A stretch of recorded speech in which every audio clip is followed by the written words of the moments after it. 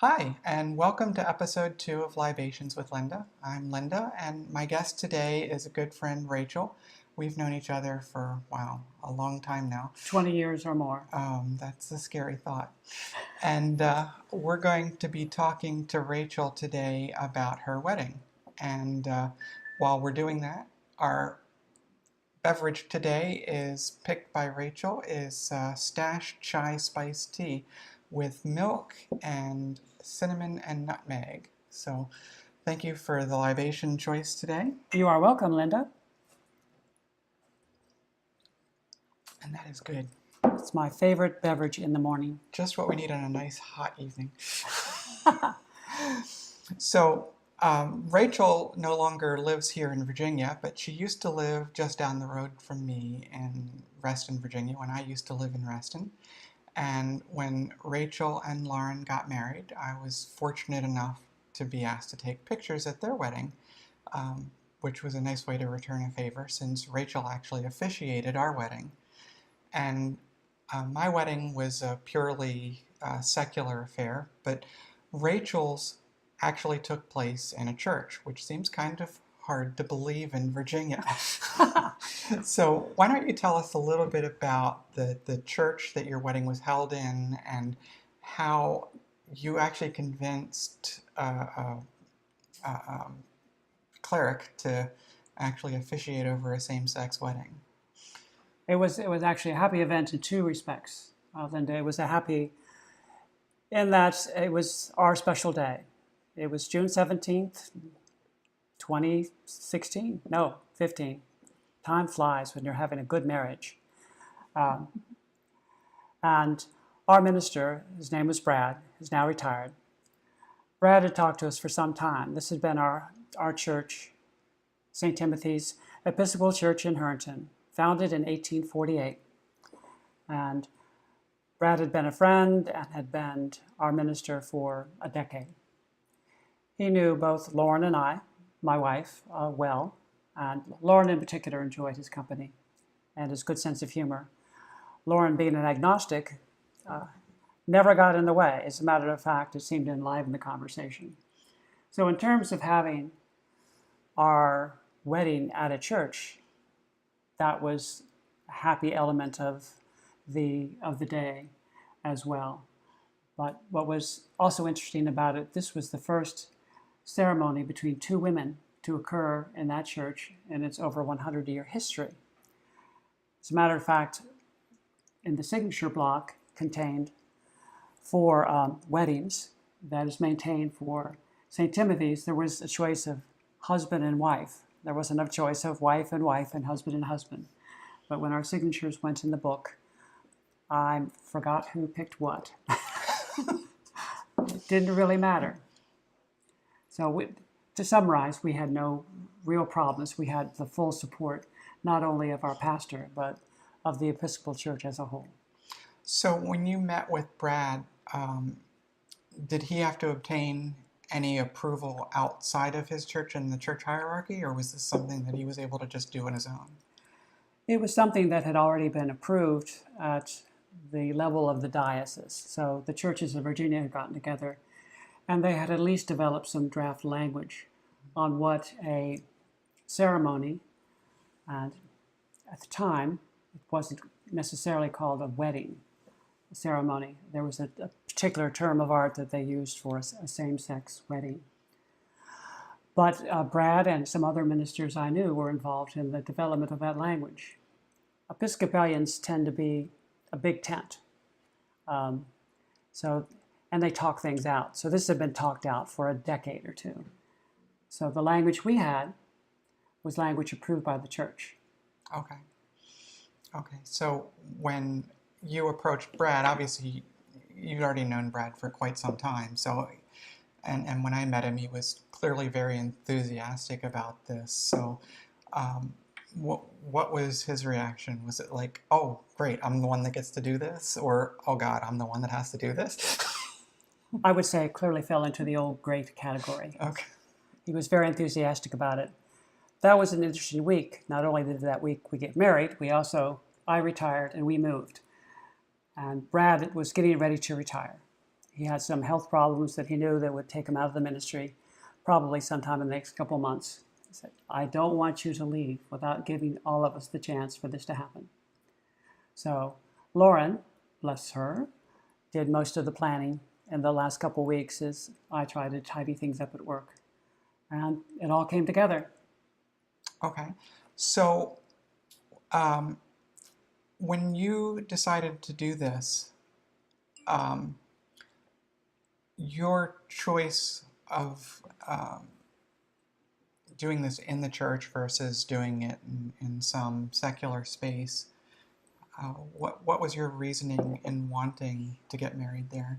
Obviously, you said Lauren was agnostic, so this sounds like it was more your decision, or at least you're driving it more than her in terms of the location. I think it was more than, it wasn't just a matter of faith, although it was a matter of faith for me. We felt like we belonged in a community. Mm-hmm.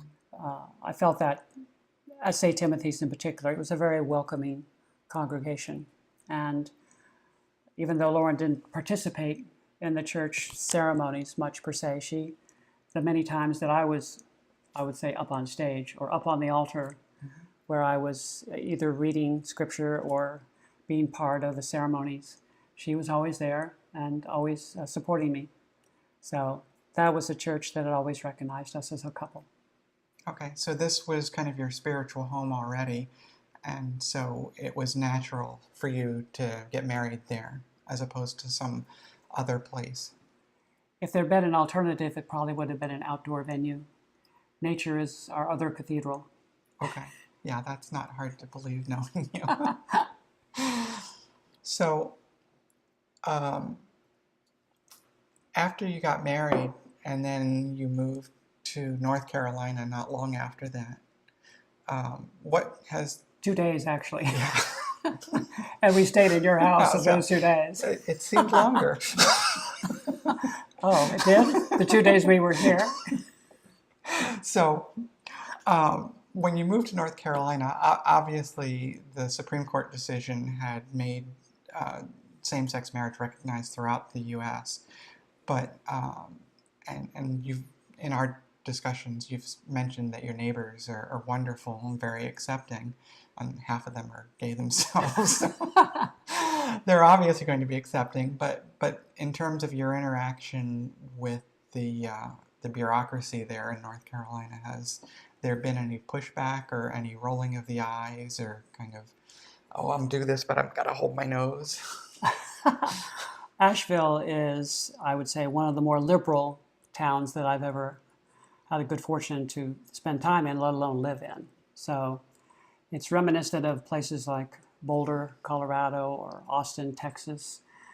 It's a blue dot in a Red Sea to some degree. The counties around us it's Appalachia. So, and it's not that those aren't wonderful people.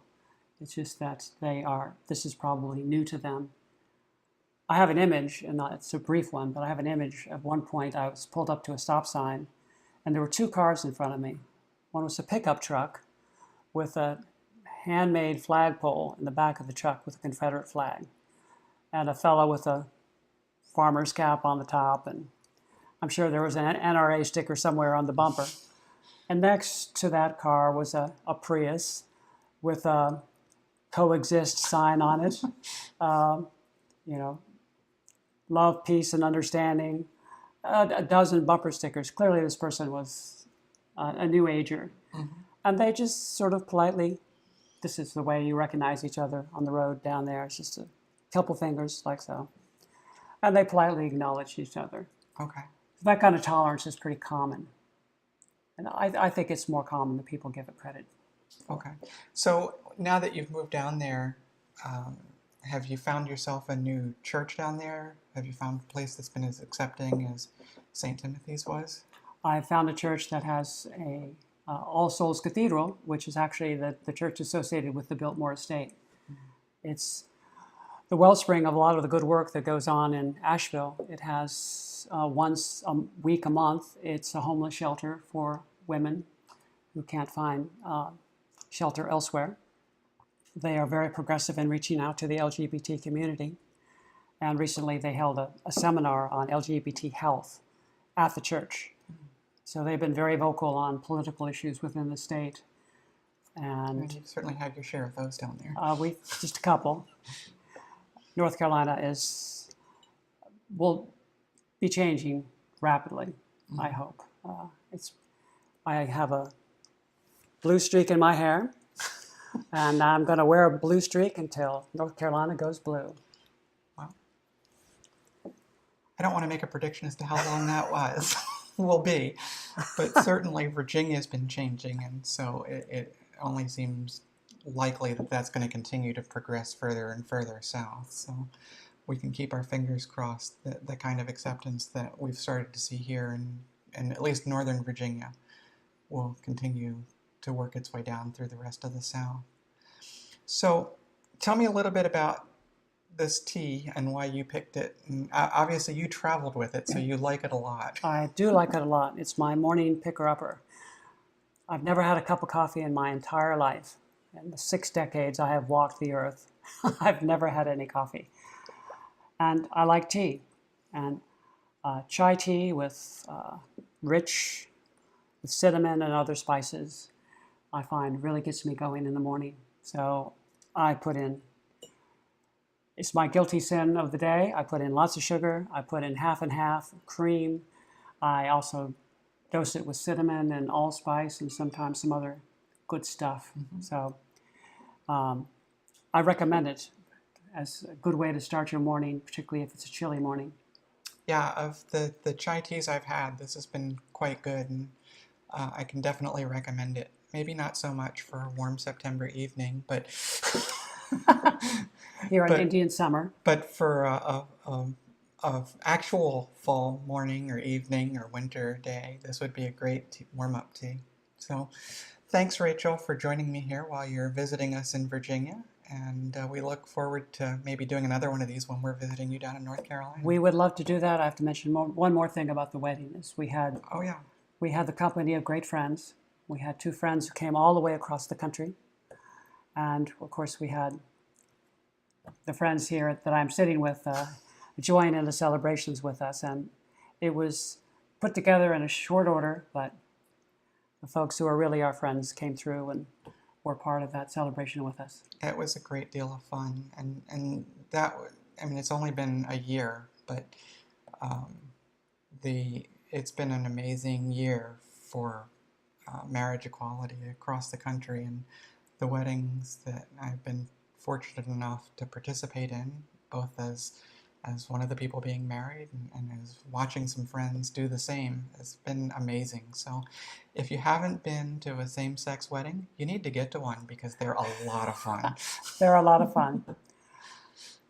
All right. Well, thanks again, and we look forward to seeing you all in the next episode. Happy libations.